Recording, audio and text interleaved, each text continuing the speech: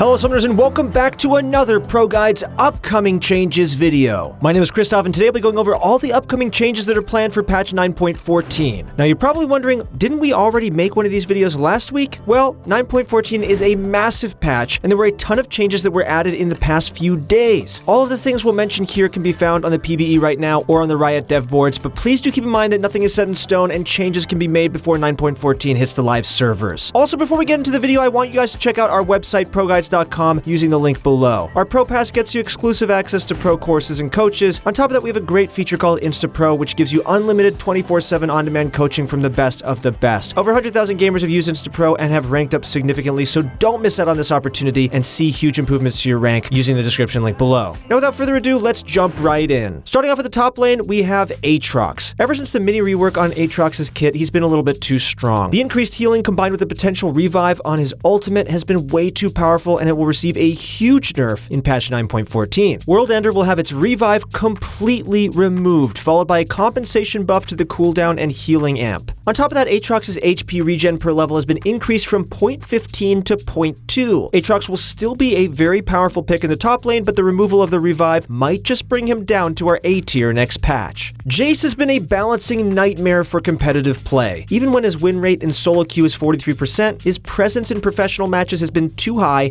and was in dire need of some changes. Jace's base AD will be lowered from 58 to 54, and his AD per level has been increased by 0.75. His Q, Shock Blast, will receive a buff to its scaling, followed by an adjustment to the base damage. It will now do less damage in the early game, but be much more powerful in the late game. These changes are a decent attempt at trying to balance out Jace's early game spikes and late game carry potential. However, he will likely be unmoved in our tier list next patch. Kennen will be receiving a series of small changes in patch 9.14. Firstly, his base AD has been lowered by 2.5, his AD per level has been increased by 0.45, and his attack speed has been lowered by 0.65. On top of that, his E, Lightning Rush, will have its attack speed increased by 10% at all ranks. These changes are only a power shift for his on-hit build, which will now have to rely on his E a little bit more often. Mordekaiser is undoubtedly one of the most OP champions in the game and is finally receiving some nerfs next patch. His passive, Darkness Rise, will have its damage nerfed from 8 to 25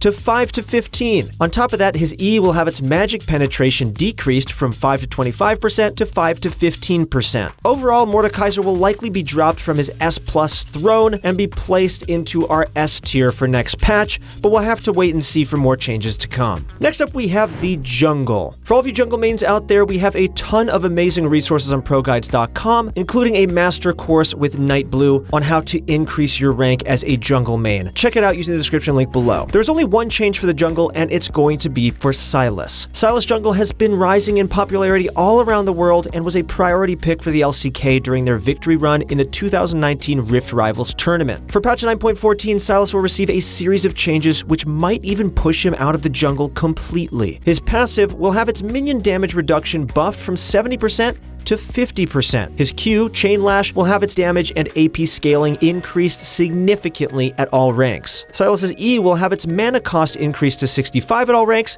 and the shield has been reverted to the first cast, but will now only be a magic absorbing shield, and the cooldown has been lowered to 14 at all ranks, while the missile speed has been increased by 400. Not to mention the stun duration has also been nerfed by 0.15. Lastly, his ultimate, Hijack, will have its cast range, ultimate duration timer, minimum lockout time, cooldown, bonus AD ratio conversion, and total AD ratio conversion all nerfed. So what does that mean for Sylas jungle? Although the increased damage from his passive and Q are pretty helpful for his first clear, it's going to become a lot more difficult for him to survive during the early game. As of the current patch, he already gets pretty low on his first clear, and that's with the shield on his E. It's hard to say if he'll be viable in the jungle, but at least he'll be a solid counter pick to any AP champion in the mid lane. Speaking of the mid lane, let's start with Akali. Oh boy, here we go again. The Riot Balance team are taking another shot at trying to balance Akali, and these changes are looking pretty promising. Her base MR has been increased by 5, and the AP ratio on her Q has been increased by 10%. Her W, Twilight Shroud, will have its cooldown nerfed to 25 at all ranks, the energy restore increased to 80, and the stealth type changed from obscurity to invisibility. This means that her shroud will only grant her normal stealth instead of true stealth. Akali's E, Shuriken Flip, will have its its missile damage changed to scale more off of her AP, and her ultimate, Perfect Execution, will have its cooldown increased by 20 to 30 depending on the rank. There are a lot of mixed opinions about these changes from Akali mains, but our analysts here at ProGuides believe that this is a good direction for finally balancing Akali. Next up we have Galio. Galio's playstyle has been shifted recently from his intended role as a mid laner into the bot lane as a support. Although he's pretty fun to play alongside an AD carry, the balanced team want to revert him back into the mid lane and are making a few changes to do so. His passive, Colossal Smash, will no longer reduce the cooldown when Galio hits an enemy champion with an ability. On top of that, the base damage on Colossal Smash has been increased significantly and the cooldown and MR ratio have been buffed as well. His Q, Winds of War, will have its cooldown increased by 4 to 2 seconds depending on the rank, but will have a compensation buff to its damage and mana cost. Lastly, his W, Shield of Durant, will have its self-slow lowered from 30% to 15%, and the magic damage reduction has been increased, followed by a nerf to the physical damage reduction. And to top it all off, Galio can no longer flash while channeling his taunt. These changes will likely revert Galio back to his intended role in the mid lane due to his wave clear being much better now. Nico has also been a high priority pick for the LCK during their victory in Rift Rivals and is looking to receive a few nerfs in patch 9.14. Her base AD and attack speed have been lowered by a small amount, but is followed by a compensation buff to her AD per level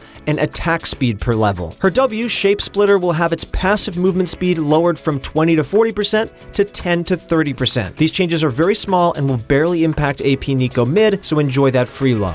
Ryze is receiving a small buff to his W, Rune Prison, which will now do 10% more AP damage and the cooldown will be lowered by 1 second. There were no changes to AD carries this patch, so let's jump right into supports. Starting off with Bard. Bard's been holding a decent stance in the meta, but is looking to become even stronger for next patch. His base HP has been increased by 40, but is followed by a compensation nerf to his HP regen. His E, Magical Journey, will have its movement speed change from 10 to 50% to 20% at all ranks. It's hard to say if these changes are going to be an overall buff to Bard, but we can 100% guarantee that his early game is going to become so much stronger. Blitzcrank was in testing for a ton of changes, but most of those have been reverted. His W, Overdrive, will have its cooldown increased from 10 to 15. His ultimate, Static Field, will have its cooldown increased from 60 to 20 to 60 to 30. On top of that, using Static Field will destroy all shields on affected enemies. Blitzcrank will likely be pushed to our S tier for next patch, so make sure to click that sub button if you want to stay updated for our tier lists.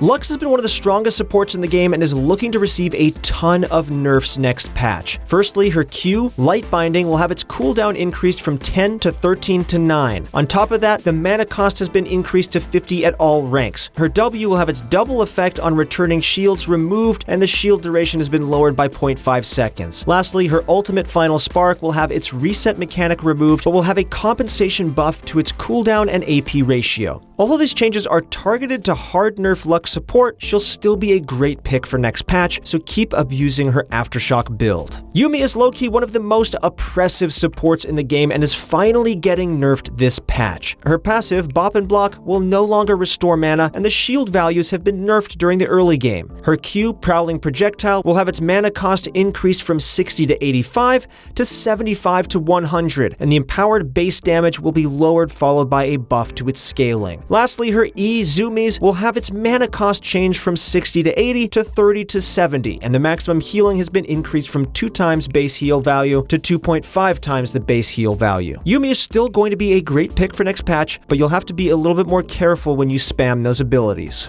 Now, for those of you who haven't watched our previous 9.14 upcoming changes video, we'll speed through some of these changes that were mentioned there. If you want a more detailed analysis of those changes, then make sure to check out that previous video. Tahm Kench will be receiving a ton of buffs to his passive, Q, W, and E. These changes are an overall nerf and will likely drop him from the S tier. Poppy will have a buff to her W, Steadfast Presence, which will now ground and slow enemies. Renekton will have a shield buster mechanic introduced to his W when he uses it above 50 Fury. Kled will now reduce healing to enemies he yanks with his Q by 60%. Ahri's Charm will have its damage buff duration lowered, but will now stop dashes midway when the ability hits. Cassiopeia is receiving a series of changes to her base stats, W cast range, cooldown, and the healing on her E. LeBlanc, Morgana, and Karma will now grant true vision if they hit enemies with ethereal chains, soul shackles, or focused resistance. Resolve. Swain is receiving a complete rework to his kit and will be very powerful for next patch. And finally, the Malphite and Wukong changes are still in testing, and we're unsure when they'll be ready. That's it for our part 2 of the upcoming changes for patch 9.14. Let us know which change you're most excited about in the comments down below, and if you enjoyed watching this video and like to see more, then please hit that sub button. Also, if you want to see huge improvements to your rank this season, then please check out ProGuides.com using the description link below. That's it for the video. Thank you guys so much for watching. Good luck in your next few games, and we'll see you on the Rift.